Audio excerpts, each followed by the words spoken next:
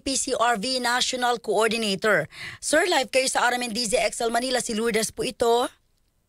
Hello Lourdes at yung mga napakaraming mga taga-subaybay Ay, at salamat po. tagapakinig. Oo. Unahin ko lang muna. Siguro nalaman nyo na po itong may isa na namang kandidato pa lang eh. Diyan po sa sa Negros na namimigay po ng pera. Yun nga, sabi ho ng COMELEC, wala tayong magagawa kasi hindi pa siya opisyal na kandidato. Wala ba tayong magagawa sa ganito, Sir Arwin?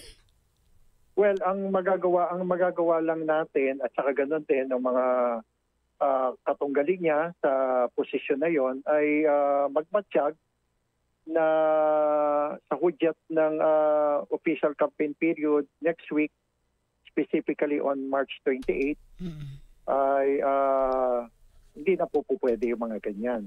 Pero nakakalungkot, Sir Arwin, di ba? Kasi kung ako'y may pera, baka ako pamimigay ng pera. Tapos pag 28, stop na.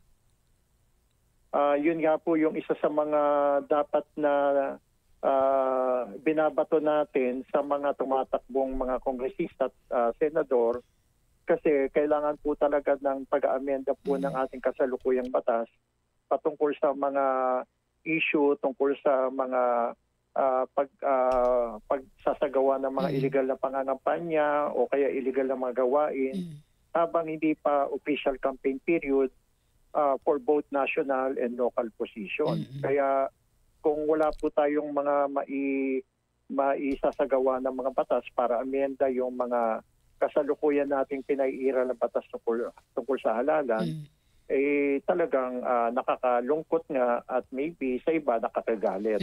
So pera ang pinamigay pero marami pala, Sir Arwin, ang diskarte, bigas, biskwit, mga pagkain. Opo, at saka nakakababahala nga na merong mga ganyang mga estilo na nakaka-impluwensya ng botante at magiging resulta pa nga ng pagkapanalo nila. At sana nga magising na tayo sa katotohanan na yung mga ganyang mga gumagamit ng ganyang estilo ay ano pa ba mangyayari kung sila ay nakaupo na, na hindi sila nagiging maganda o masugid na tagasunod ng mga dapat na tamang pamamaraan sa pangangampanya. Pero naniniwala ba kayo, Sir Arwin, na positive din yung mga kandidato na sakaling manalo, aamyendahan po ito? Hindi natin masasabi talaga yan kasi matagal ng issue yan. Lourdes, noon pa, kahit nung manual pa, pinupunan na natin yan. Ngayong naging automated ang election natin, mas lalong naging malaganap ang vote buying incident. At nakakalungkot na, at sabi ko nga, sa iba nga, nakakagalit pa nga, na lumawak, naging magastos kasi mas nagiging malaganap na, at hindi na dati wala pang mga GCash or mga online platform ng pagbibigay ng ayuda, pero ngayon meron ng mga ganyan, kaya nahirapan na tuloy ang COMELEC para masubaybayan yung mga ganyang mga pangyayari. Kaya nga sa tulong ng taong bayan ay ito rin ay magkakaroon ng katagumpayan dito sa tinatawag na Committee on Kontrabigay. Sir Arwin, do you think effective yung ginawa ng isang, ang tawag dito, e-wallet, no? Na nilimit na lang nila yung ilalabas at matatanggap na pera simula sa March ngayong March 28 hanggang I think hanggang Mayo, no? Para daw malimitahan yung pagbabayad ng boto sa pamamagitan po ng online money wallet. Masasabi ko kahit papaano merong merong positibong epekto rin yan. Kaya lang, nasa pa rin yan talagang nasa tao pa rin yan. Kasi kaya nga, tiyatawag nga yan na it takes two to tango Walang vote buying at vote selling na mangyayari kung ang binibili na boto ay hindi papayag na maibenta yung kanyang boto. Kaya panawagan pa rin talaga natin na wag sana natin ibenta yung ating boto. Kaya lang dahil sa mga pangyayari na malaganap na yung kahirapan ng ng ating mga kababayan, kaya nga pinapatulan pa rin ito at lalo na ngang nagiging malaganap. Kaya pagtulong-tulungan natin, hopefully kahit papano may malaking epekto to doon sa ginagawa nating voters education, doon sa ginagawa nating mga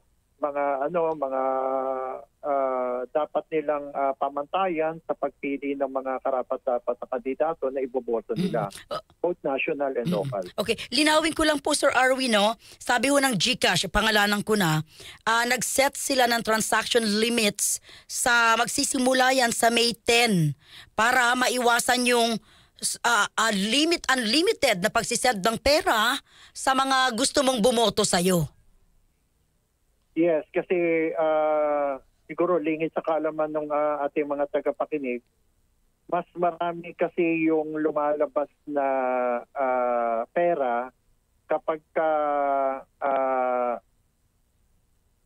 isang araw bago ang halalan kumpara doon sa ngayon na hindi pa official campaign period ng local candidate at kahit na nga nagsimula, doon talaga yung buhos talaga ng mga pera na yung mga last minute na iba-iba kasing estilo yan, Lourdes.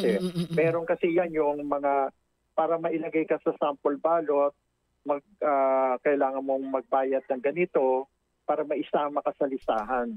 Meron namang iba na yan yung mga pantapat nila sa mga kalaban nila na nagbigay halimbawa ng 500, tatapatan naman nila ngayon ng 1,000 or kung 1,000 yung binigay, tatapatan nila ng 1,500 para mas maalala sila. Tapos yung pangatlo, yan yung mga last minute na mga pinangako na mga ibibigay sa mga kanilang mga coordinators at wag sanang sasamain ng iba na hindi ko naman nila lahat. Opo. Pero karamihan ng ginagamit nila ay mga barangay mga nagtatrabaho sa barangay, either barangay elective officials o kaya mga appointive members ng barangay. At yan yung kadalasan talaga na nagiging estilo nung ating mga tiwaling kandidato mula nung manual pa hanggang ngayon na kahit na automated na. So ulitin ko lang, nainiwala kayo na kahit i-limit yung labas ng pera sa GCash, no? Sa May 10 hanggang May 13, nainiwala kayo makatutulong din po ito para malimitahan yung vote buying. Yes, naniniwala ko makakatulong din yan kahit papano, pero hindi ganap kasi nga na rin sila, mautak na rin sila na ang gagawin nila, inuunti-unti na nila yan bago pa dumating yung ilang araw bago maghalalan. At ganon din sa pag-withdraw rin sa bangko, inuunti-unti rin nila yan, iniipon-ipon na nila yan hanggang sa para pagdating sa ilang araw bago maghalalan, doon nila ibabagsak. Kasi kung maaga kang namigay, mauubusan ka kaagad. Hindi katulad yung kapag irereserba mo siya doon sa mga huling mga ilang araw, yan yung mas maalala ka. Yan. At saka meron pa tayong issue about gapangan pa. Oo. Binabagit ko nga na 500, bigyan ka ta 1,000. Yan. So kahit na nabigyan na yan ng kalaban mo, mas maalala ka kasi ikaw yung most recent. Yung mas malaki. Opo. Yes. Sir, ano po yung mga pinakahuli dito? Effective ba yung mga manifest, signing, yung pagpipirma na kami ay susuporta sa malaya at tahimik na eleksyon na ginawa niyo po dyan sa Manila para mapigilan ang vote buying at vote selling? Yes, oo. Malaking bagay din yan. Pero ang tawag lang kasi natin diyan kasi deterrent.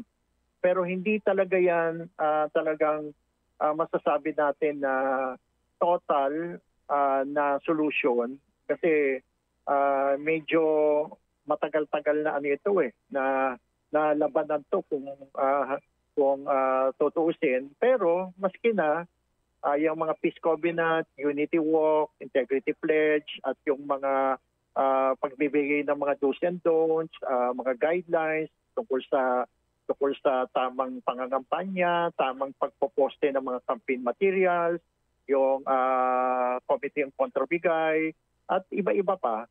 May mga tulong yan. Pero ang maganda nga rin sana, kaakibat nito, pagpasok ng 20th Congress, yung ating pong senador at mga kongresista ay mag-usap-usap na at maipasa yung mga karampatang batas para sa gayon simulan na natin yan na oras na ikaw ay nag-file ng candidacy, dapat tawagin ka ng kandidato at hindi pa as aspirant. And then pati yung mga iba pang mga estilo, ang isa rin din na naniniwala rin ako na dapat din na maamyendahan na yung limit natin sa campaign spending.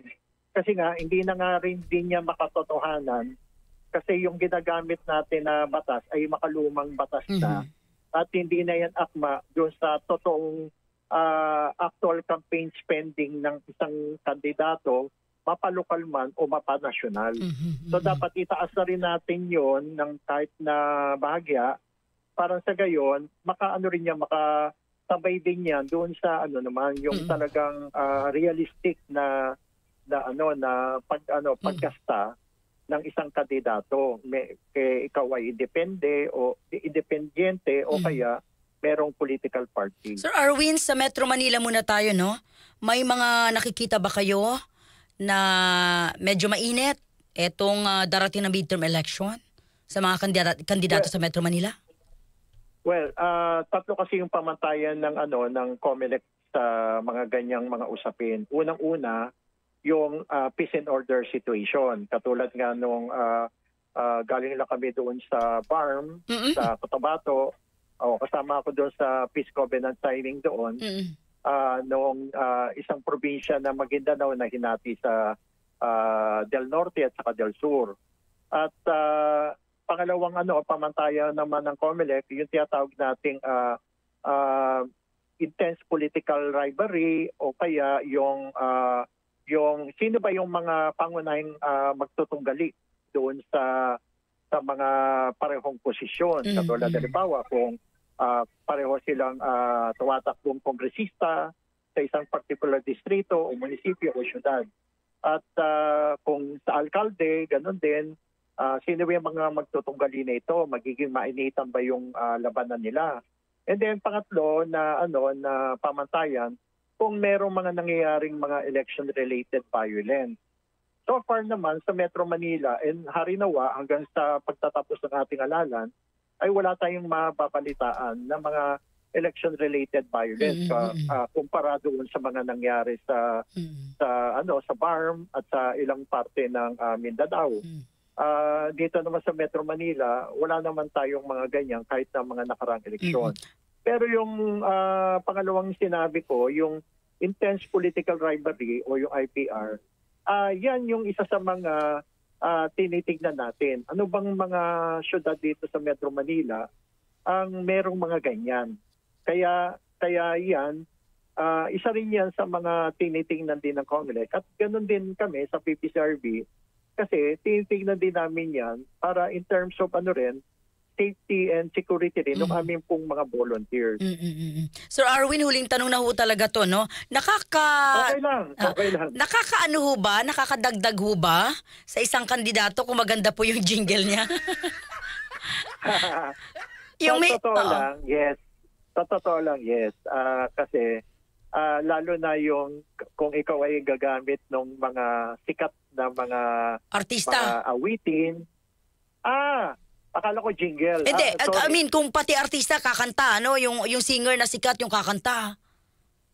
Okay. Pagka ginawa naman 'yun ng isang kandidato, medyo ingat din siya kasi ang COMELEC ay naglabas na ng statement na kapag ikaw ay gumamit ng isang celebrity or even influencer kahit sa social media, para nangangahulugan ito ng COMELEC na may karampatang bayad yung artista na yon or celebrity or influencer na yon. Kaya baka pag hindi mo ito pinagtapat ng totoo sa iyong tinatawag na SOSE or yung Statement of Contributions and Expenses, ay baka hindi ka makaupo kung ikaw ay nanalo doon sa posisyon na gusto mong makamtan. Pero madali lang naman yun, Sir Arwin. Supporter ako ni Arwin na tatakbo bilang mayor. Walang problema dahil supporter, kamag-anak, isa akong sikat na artista, kamag-anak niya ako, di libre, di ba? Hindi automatic yan, Lourdes. Kasi meron na tayo na talamak na salita na madalas gamitin ni Chairman Garcia sa kanyang mga panayam, yung tinatawag na presumption. So, COMELEC will always presume na meron yan karampatan na bayarin na involved. So hahanapin ngayon yan ng COMELEC. At mahirapan na patunayan yan siya, sabi mo na hindi, libre lang siya at wala pong money involved. Saka kahit nasabi mo pa, hindi, kamag-anak ko yan, pinsang ko yan, o kaya kumpare ko yan. Hindi na yan agad-agad na paniniwalaan. Kailangan mo pa ng mga karagdagang sigurong mga supporting documents and even maybe merong pang mga pagtatanong yan para masatisfy mo yung tinatawag na presumption na ginastahan mo rin yung paggamit mo na yan sa iyong pangangampanya. Kaya medyo ingat din yung mga kandidato na nakikinig ngayon dito sa pinag-uusapan namin ni Lourdes dito sa programa niya. Sir Arwin, salamat po sa inyo at kasama niyo kami sa pagbabantay ngayong darating po na midterm election. Maraming salamat PPCRV, mabuhay po kayo Sir Arwin. Thank you. Yes, maraming salamat din Lourdes at huwag kayong patuloy akong kapanayamin kasi handang-handa naman tayo na maglingkod at ganoon din magbigay ng mga tamang impormasyon sa ating mga tagapakinig. Maraming salamat po. God bless you all. Si Arwin Serrano,